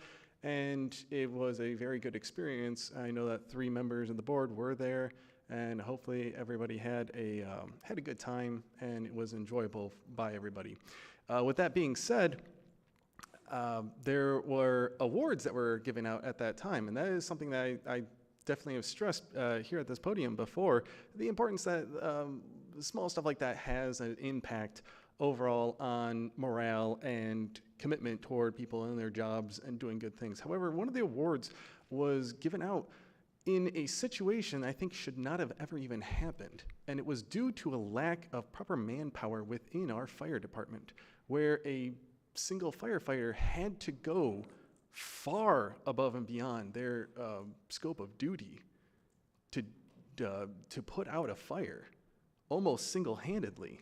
And that, in a properly functioning fire department, would never even need to happen, because each person on an engine knows the job that they need to do, instead of having to multitask and priority task every situation. And there's a lot of things that go on when an active fire is going on.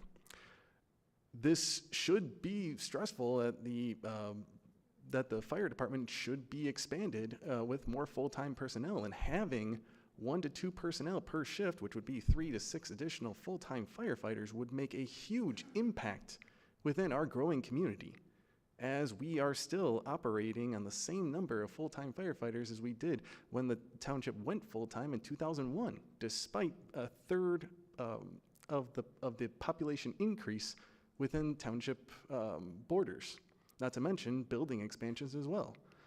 This fire department needs to be updated to reflect the growing community and to strengthen the propensity of both public safety and the township as a whole.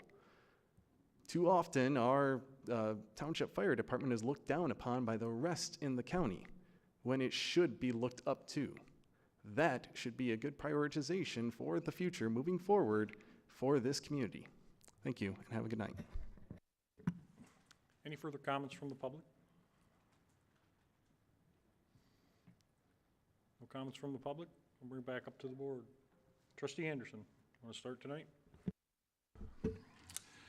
Thank you. I've used my allotted number of words for tonight, October 11th, so I'll have nothing else to say unless my name is mentioned in vain. Thank you. Trustee Joseph. Yeah, I'll just start, if I could, with the comments. I appreciated, Mr. Wharton, seeing you at the open house. I know you're a big supporter of the fire operations, and you referenced the awards. I appreciated those. Some of them I was keenly aware of.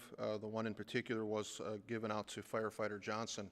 And for those that may not be aware, Firefighter Johnson assisted the DPW in a very hazardous situation involving a very tight confinement space where he went underwater approximately 16 feet to assist with a pump that had failed. And it was significant to me, and I was grateful to have an opportunity to bump into him in the community back in February when he fulfilled that responsibility above and beyond his normal duties. And one of the things that I know which one you're talking about, sir, but I was taken with that particular firefighter because he was outside of the scope of normal firefighter protocol. He was doing something for the good of the township. And I bring it up because it's an issue that I think we should take a look at budget time for a slightly different reason than you identified, Mr. Wharton. But in terms of the way that we fund our public safety, the administrative fees are now the interdepartmental transfers that go on. I've contended for as long as I've been on the board is really a mechanism of siphoning off special assessment dollars earmarked for the police and fire operation to general fund activities. It's why I get very, very concerned when we talk about general fund expenditures, whether they be Parks and Rec related, now Historic Village related. These are in part funded by the siphoning of the Public Safety Special Assessment District. They are monies that are taken from the SAD designated for public safety and put into the general fund for tasks that are performed by other general fund employees, HR, payroll, number of services that are done internally. But I've been watchful since that event, and I don't know what it costs to bring in a trained professional and send them 16 feet into frigid water with zero visibility. I don't know what that cost is, but there was never a bill submitted from the fire department to the general fund to compensate that department and that firefighter's service to the township. We adopt a one Chesterfield mentality when it is public safety performing tasks for other parts of the municipality, and when we can grab a hold of the public safety SAD like a barnacle on a ship, we find creative ways to siphon off what is now, Trustee Anderson has a running total, and he's a much better steward of those numbers than me, but we're well over 7 figures over the course of a number of years that have been removed from the police and fire SAD and transferred to the general fund. We contested that pretty mightily last year. I know it's something that when the supervisor was the public safety director and the police chief, I know he felt very strongly about. It wasn't something that we could do at last year's budget, but you know, over the course of this past year, I've seen nothing but additional expenditures coming to the general fund, and I'm not sure how we're ever going to take that cold death grip of bureaucracy off of the budget of the public safety SAD, but it's long overdue. And so the issues that we debated tonight, when we started with the sidewalk zone 1 and 2, I appreciate the clerk pulling that and putting it on the general fund, because what we're really doing when we come in and we talk about sidewalk connectivities and sidewalk repairs is we estimate what we anticipate the need for the general fund expenditures to cover that repair. So if you have 5 or 6 pads in front of your house that need to be repaired and you're not able to write a check to cover that cost, the township will afford you the ability to finance that over the course of so many years. But that's a general fund outlay of that original monies.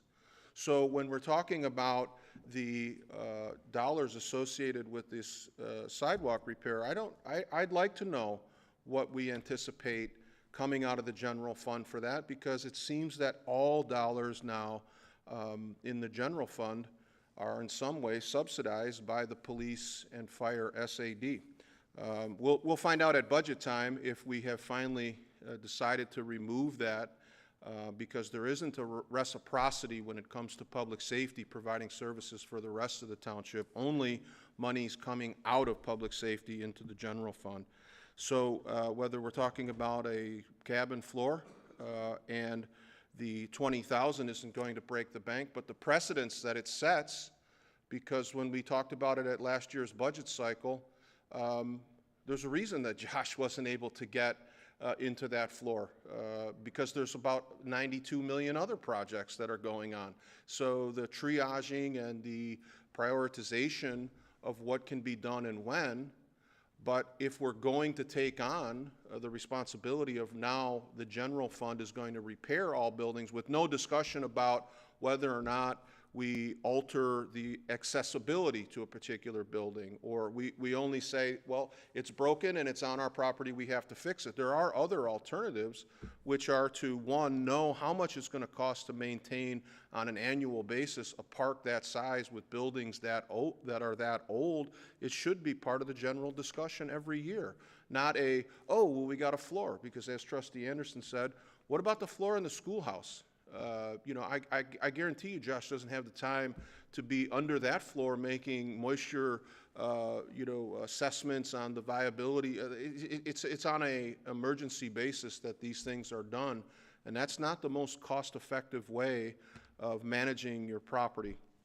So it hasn't been part of the discussion all year, so I understand the concern about why it hasn't been done, but more important than that is, why isn't there a bigger discussion about what other buildings are in need of repair?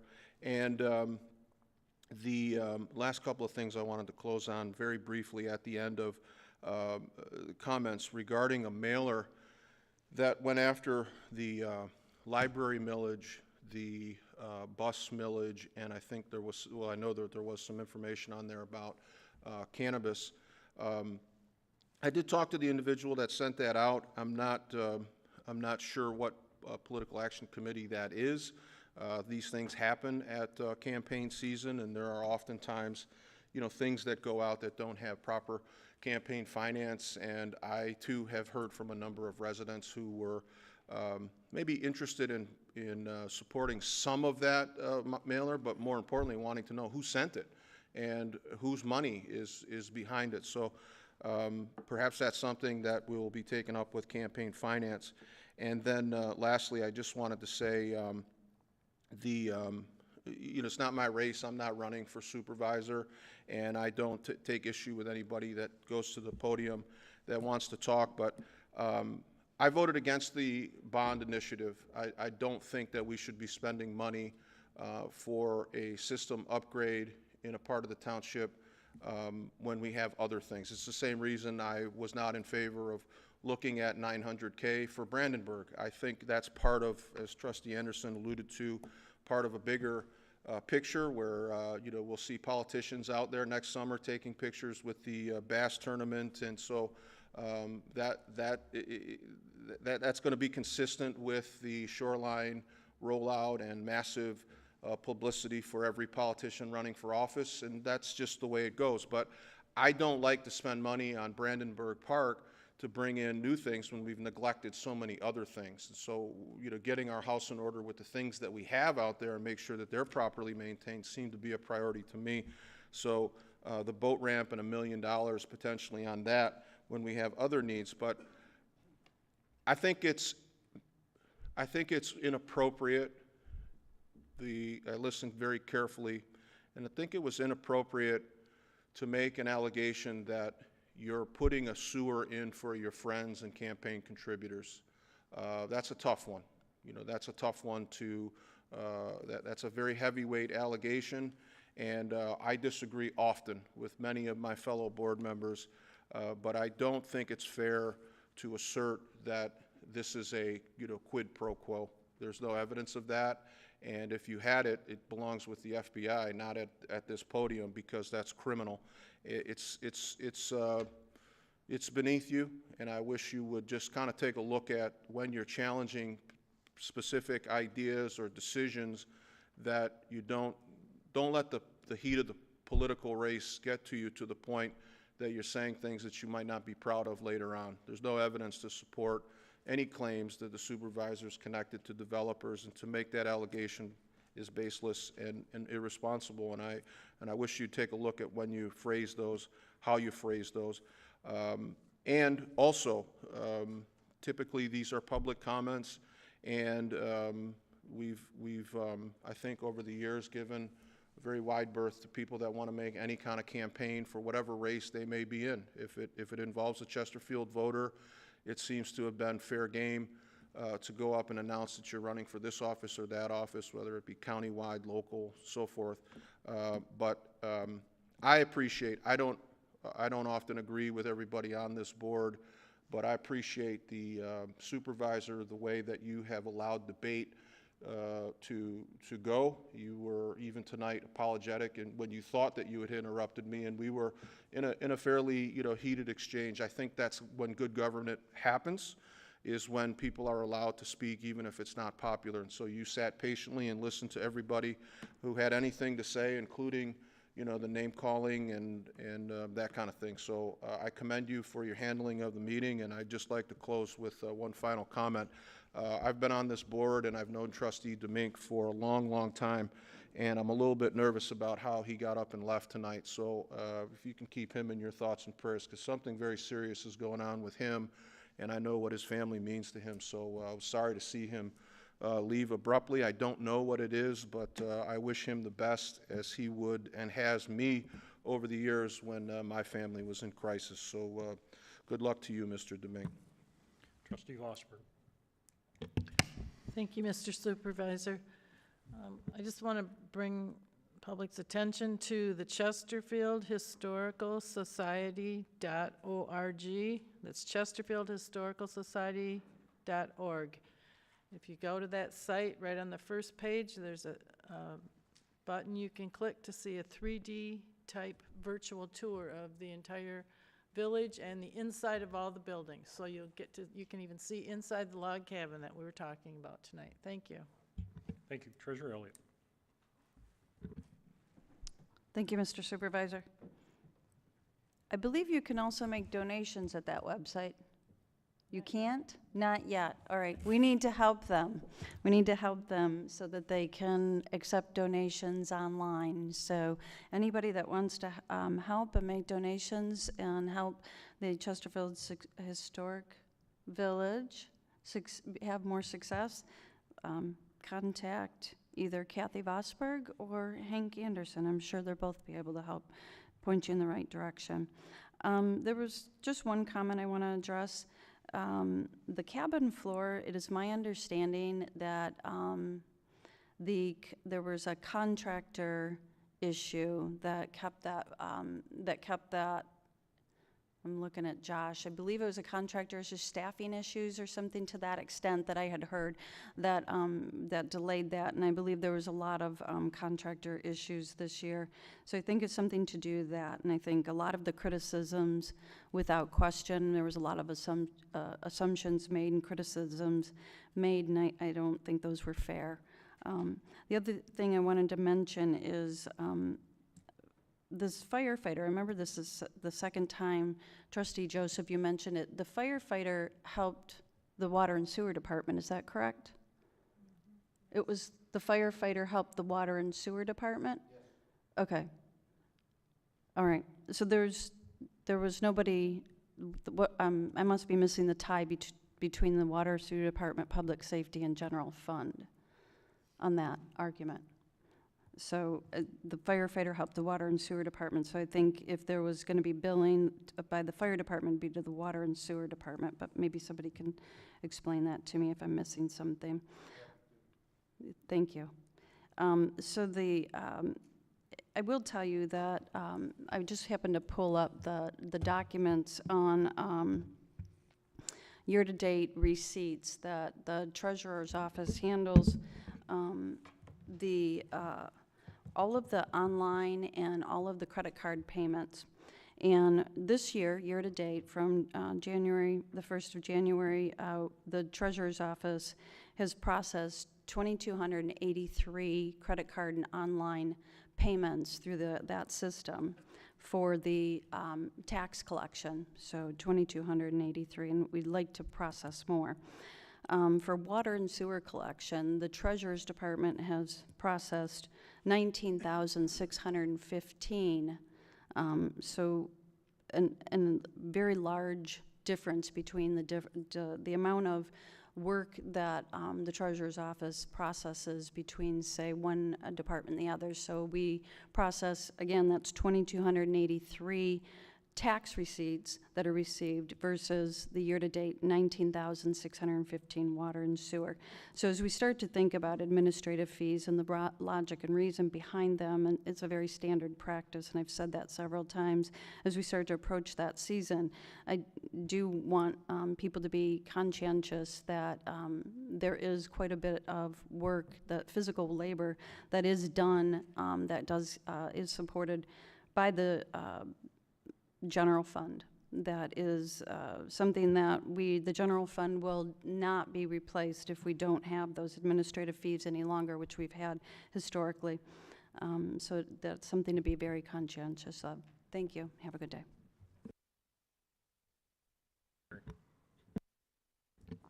Thank you, Mr. Supervisor. First and foremost, the Election Commission met this evening or earlier today and took care of some very important business, one of which is setting the public accuracy test. Chesterfield Township will have its public accuracy test of its voting equipment on October the 28th here at the Township offices at 10 a.m. In addition to that, the Election Commission also approved all of the election inspectors, chairpersons, co-chairs, as well as our receiving board for the November 8th, 2022 election. In that conversation, one of the comments that was made is that we do expect a number of changes to that list of election workers. That list of election workers that was passed by the Election Commission today will be forwarded to both major political parties as is required so that they are aware of who that Election Commission has appointed. However, we are in desperate need of election workers. I would like to implore my members of the board as well as the public, if they know anyone who is interested in working for Chesterfield Township on Election Day as a precinct inspector, absentee counting board inspector, chairperson, co-chair, and so forth, please have them apply online through our website on our elections page under the Election Inspector tab. We are in need of election inspectors for all parties. That includes third parties as well as both of the major political parties. It's becoming increasingly difficult for clerks to staff Election Day, not only because of additional need, but in the post-COVID environment. People are very concerned and worried about that. Here in Chesterfield, we're very fortunate. We take every precaution and we offer every safety precaution for those who would like to work for us on Election Day.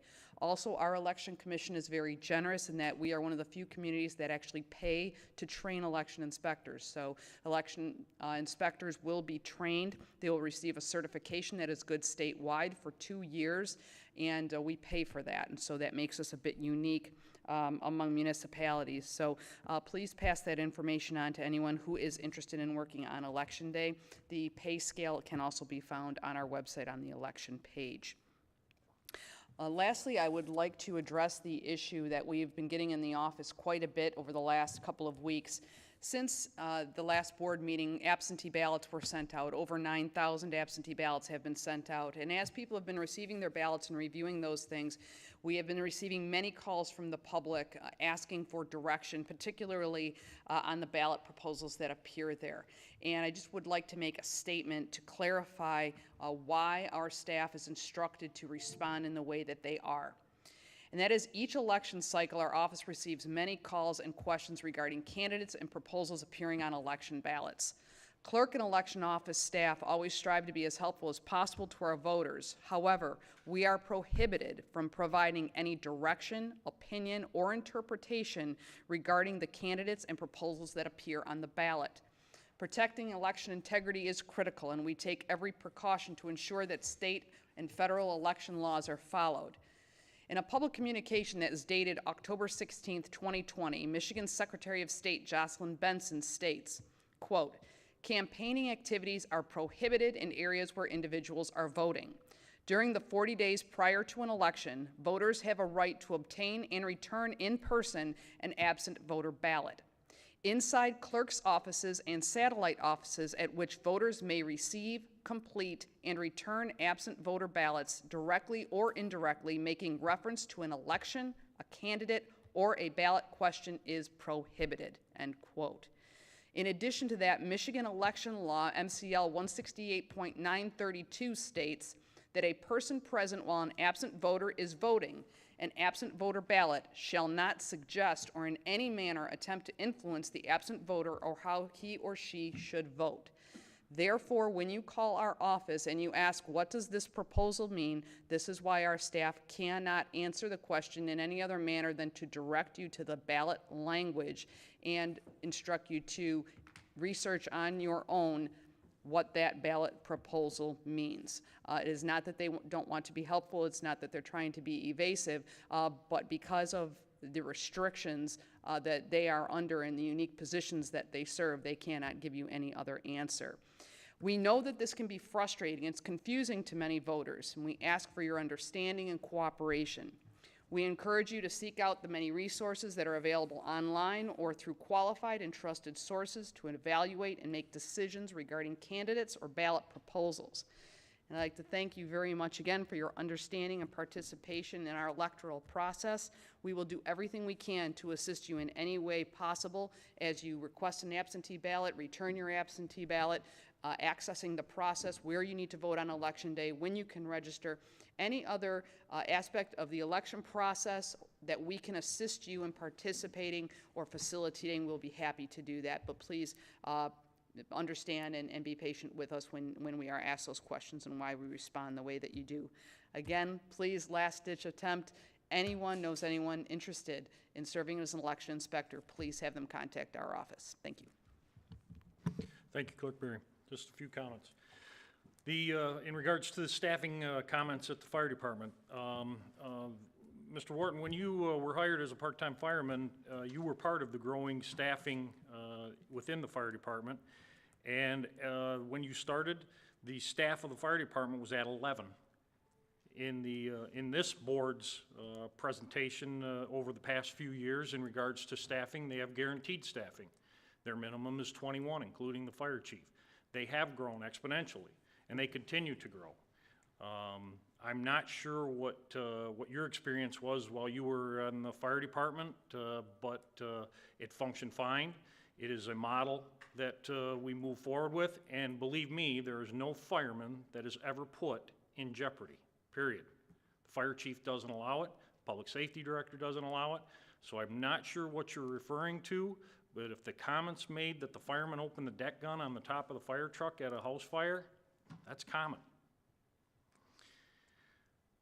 Trustee Joseph, specifically, the admin fees in this year's budget process have been removed. We're in the final stages of working on that budget to finalize it and bring to the board. Several trustees have met with the finance department and the deputy supervisor and myself, and we've worked through the admin fees and the interfund transfers, and we think we've balanced that out, keeping in mind that yes, the general fund does take a hit, and that is that's just the way things are. You mentioned a list of neglect. I could go on with a list of neglect, not to be facetious or cynical, but this township, there are several areas that have been left of neglect. One of them being the Demink pump station, that if it fails, which it could, impacts over 1,100 residents. And again, a priority. We've spent several months developing a capital improvement plan for this township, a lengthy capital improvement plan, which is now in its second year. Department heads are now developing long-term strategies, long-term goals, long-term expenses. We've implemented this with the use of BS&A that this board has approved to allow department heads to individually monitor their finances, expenditures, and also develop the list of neglected areas that are so desperately in need in this township. And yes, we prioritize them. Residents, the individual that comes to the podium and speaks directly and derogatory of me, please understand that this is a 3-year resident of this community. 6 failed previous electoral campaigns. He's lost every single one of them, and he has never changed his tactics. He simply attacks the individual in front of you, namely me. I will only say, November 8th is coming, and good luck. With that being said, I'll take a motion to go into closed session, and I'll ask this audience be excused from this, this room. I have to read it. Clerk Berry, please read the reason. 13A, discussion regarding strategy and negotiation sessions pursuant to Section 8C of the Open Meetings Act, and also to enter closed session to consider the purchase of real property pursuant to Section 8D of the Open Meetings Act. Is there a motion to go into closed session? Motion to enter closed session. Clerk Berry, supported by Trustee Vosberg. All those in favor? Aye. Oh, I'm sorry, roll call. Clerk Berry, call the roll. Clerk Berry, aye. Trustee Vosberg. Aye. Trustee Anderson. Trustee Trustee Joseph. Aye. Treasurer Elliott. Aye. Supervisor Kersten. Aye.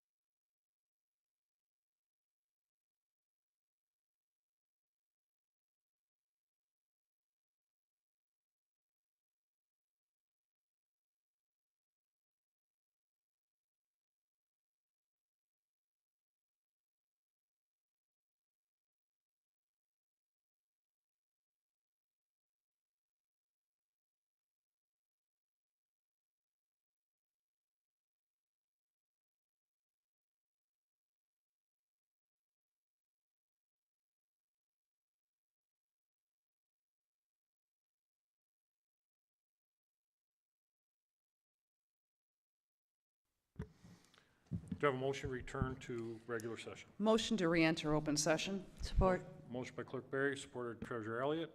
Clerk Berry, call the roll. Clerk Berry, aye. Treasurer Elliott. Aye. Trustee Anderson. Aye. Trustee Joseph. Aye. Trustee Vosberg. Aye. Supervisor Kersten. Aye. I have a motion to adjourn. Support. Trustee Vosberg, supported by Treasurer Elliott. All those in favor? Aye. All opposed? Meeting's adjourned at 9:37.